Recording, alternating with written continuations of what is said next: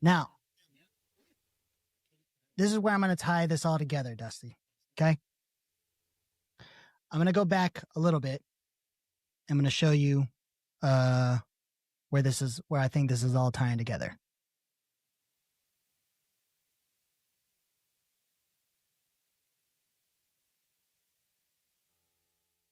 September 5th, 2025. Reports of Google signing a $45 million contract with Netanyahu to promote Israeli messaging. I mean, that's a hefty, hefty contract just to report Israeli messaging, like good propaganda, essentially, right? Mm-hmm. I mean, 6-month campaign uses YouTube and Google Display on video and Video 360 platform to distribute videos denying famine in Gaza, according to the report.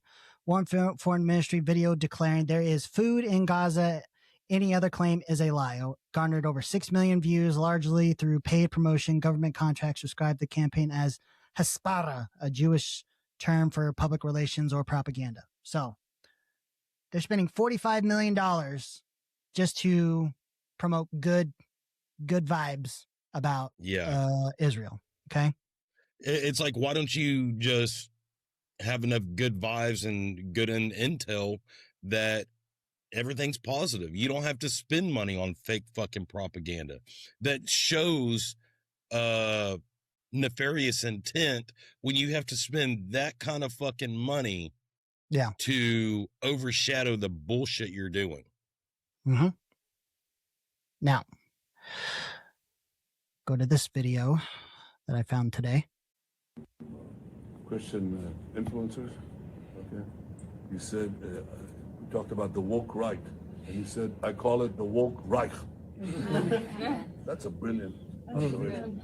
The woke Reich, because these people, you know, they're not any different from the woke left. I mean, they're insane. They're lunatic.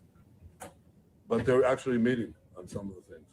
And what we have to do is we have to secure that part of the base of our support in the United States. That is being challenged systematically. A lot of this is done with money. Money of NGOs, vast. Money of governments, vaster. Okay? We have to fight back. How do we fight back? Our influencers. I think you should also talk to them if you have a chance. To that community, they're very important. And secondly, we're going to have to use the tools of battle. You know, the weapons change over time. You can't fight today with swords. That doesn't work very well. Okay, and you can't fight with cavalry. That doesn't work very well. And you have these new things, you know, like drones, things like that. I won't get into that. But we have to fight with the weapons that apply to the battlefields in which we're engaged. And the most important ones are in social media. And the most important purchase that is going on right now is followers. TikTok. TikTok, number one. And I hope it goes through because it can be consequential. And the other one, what's the other one that's most important? X. X. That's very good. And, you know, so we have to talk to Elon. He's not an enemy. He's a friend. We should talk to him. Now, if we can get those two things, we get a lot. And I could go on other things, but that's not the point right now. We have to fight the fight, okay? To give direction to the Jewish people and give direction to our non-Jewish friends or those who could be our Jewish our friends. Are we going to succeed with everyone? No. Will there be a strong counterpart? Yes. So, the key things in this particular video is the weapons to use. The most important ones are social media. And the most important purchase that is going on is TikTok, right? Who keeps fucking permabanning us? Hey, so speaking of that video you just showed, did you see the video of the guy that's trying to buy TikTok? Him talking about... I'm getting there. So, because December 18th, NPR reports that TikTok signs a deal to give U.S. operations to Oracle-led investor group. That means the Oracle-led from who? Larry Ellison. Now,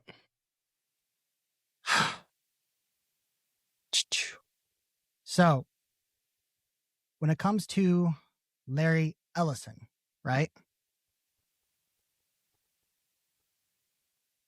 When we go to Larry Ellison, American businessman and entrepreneur, best known for co-founder of Oracle Corporation, which is the corporation investor group that is purchasing TikTok, right? Mhm. So, very wealthy guy. I think he's the second richest guy in the world right now, right behind Elon, if I'm correct. Okay. Yeah. So now he has very strong, because he is American Jewish. So he is a very, very strong tie to Israel, not just because he's an American Jew, but he has deep business ties with Israel, as just basic Israel, like with business theirs and corporation, and the Israeli government, to include the IDF and everything. Okay. Yeah. He was actually in the bid for Project Nimbus, but he lost that bid to, of course, Google and AWS, because Oracle, the company he runs, was in bid for Project Nimbus, but he lost that bid. So now, as I say, going back to him, right? And I believe this is the video you're talking about right here. He also controls CBS, and he's trying to get Warner and CNN, Warner Brothers and CNN. Now, what I also did learn is he has a small control stake in X, like 2 to 3%. Obviously Musk is still the majority owner, but he has a small controlling stake in X. Really? But yeah. So, but this is where I'm starting to tie all this together, because where you have Netanyahu talking about wanting to control the most important purchase of TikTok and controlling social media narratives and everything like that. And you have the surveillance state with Project Nimbus. You have the TikTok now controlled. You have Google, Amazon, and Microsoft cloud platforms under control, because now with Google under control, then you control YouTube. So with Larry Ellison now in control of TikTok, and with this major cloud platforms with Project Nimbus, then you are getting closer to a controlled surveillance state, which is exactly what Larry Ellison wants. Don't believe me? Hear it from him. Police will be on their best behavior, because we're constantly watching and recording everything that's going on. Citizens will be on their best behavior, because we're constantly recording and reporting everything that's going on. And it's unimpeachable. The cars have cameras on them. I think we have a squad car here someplace. But those kind of applications using AI, if we can use AI, and we're using AI to monitor the video. He wants to everywhere be under surveillance, using AI to monitor everything. How China does. Everything be under surveillance. Oh, yeah. So therefore, you will not have freedom of self. That's who is now going to be in control of TikTok, and who is in control of CBS and Paramount, and who's trying to get control of Warner and CNN. Now, this here, Shlomo, it's a fucking dumbass name. He is Shlomo the homo. Yeah, he's an Israel billionaire, but he's also, I guess, some top Israeli official, defense official in cybersecurity. And like I said at the beginning of this, we have the Second Amendment to guarantee our First Amendment, because if we don't have our First Amendment, we lose everything. That having the First Amendment is what guarantees our freedom as a whole, because we don't have freedom of speech, freedom of expression, and freedom to worship how we want. then you are not a real person at that point. You're just a puppet to do whatever the government wants you to do. Absolutely.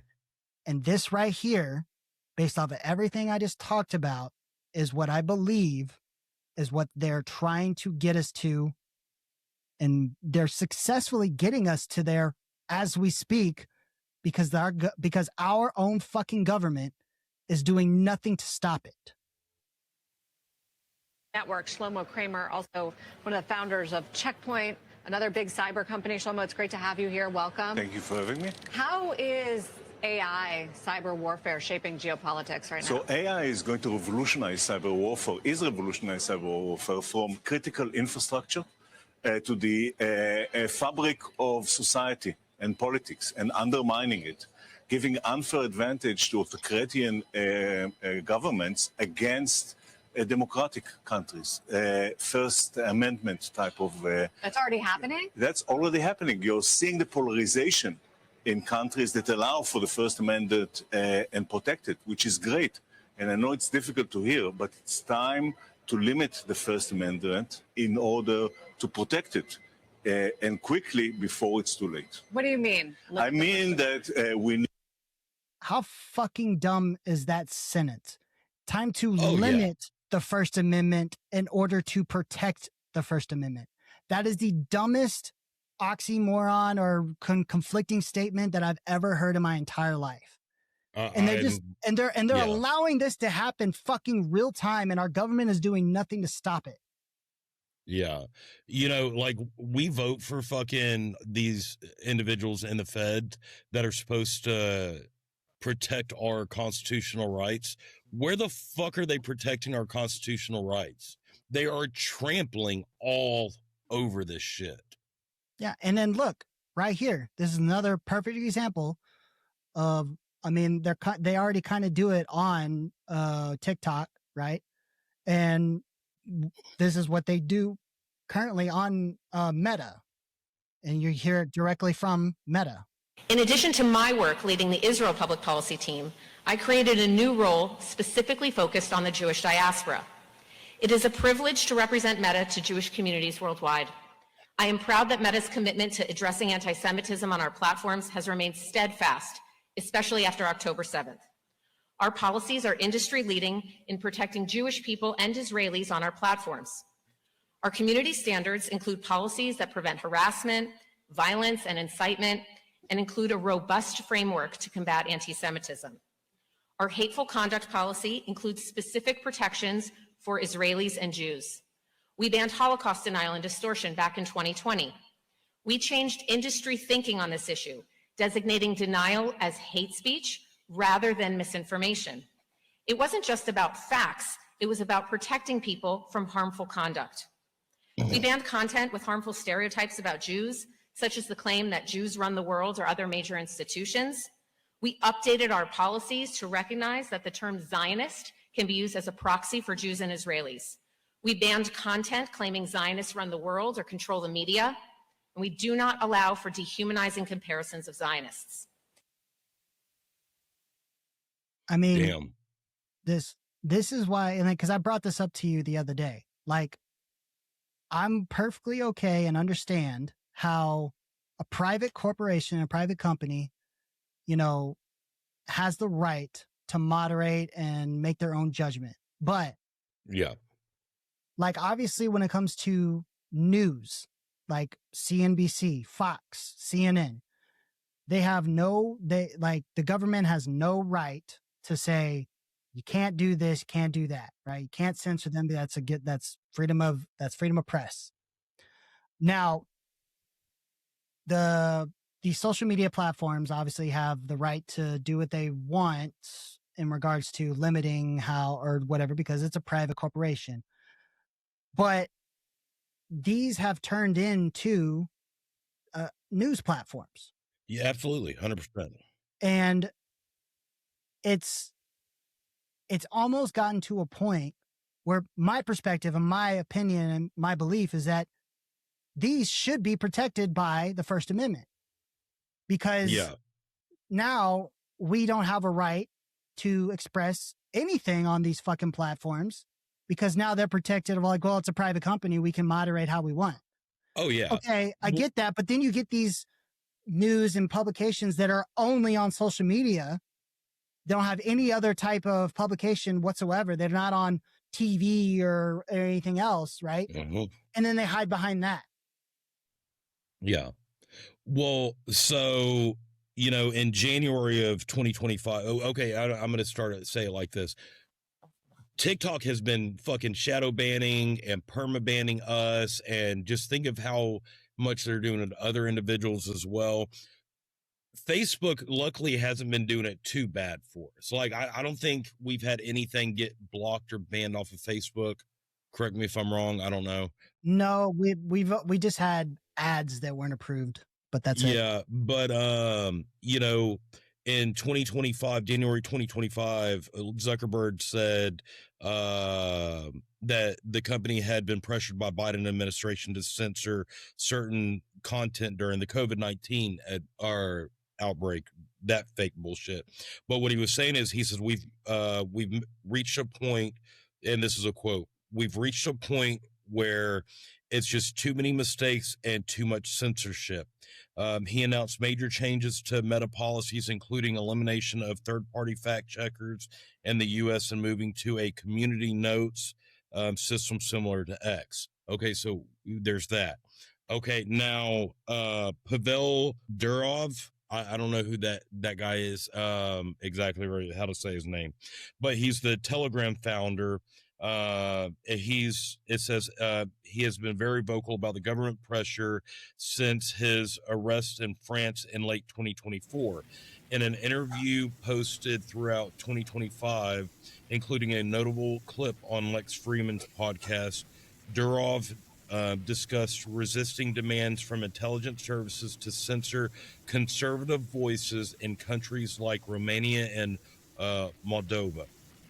The secret deal is, so he refers to something called the secret deal.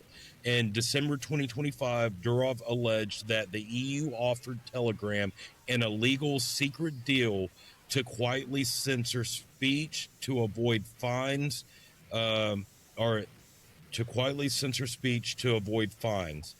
A claim he said was similar to the offer made to Elon Musk's X. So the EU made a legal secret censorship deal, or offered one to both Musk and X, and that Pavel Durov with Telegram. Yeah. Like, that's fucking nuts. And then and then obviously, in January of just today, this is something from Musk. Musk continues to frame himself as a free speech absolutionist, or I don't know how to say that word. Absolutist. Whatever. Frequently using interviews and his platform to criticize censorship by both government and legacy media. As recent as January 2nd, 2026, he accused major news organizations of being lying propagandists for their secret coverage or selective coverage of political figures and gestures. So he just said that, yesterday? Yesterday was the second? Today. Or today? Okay, that was just today. He said that.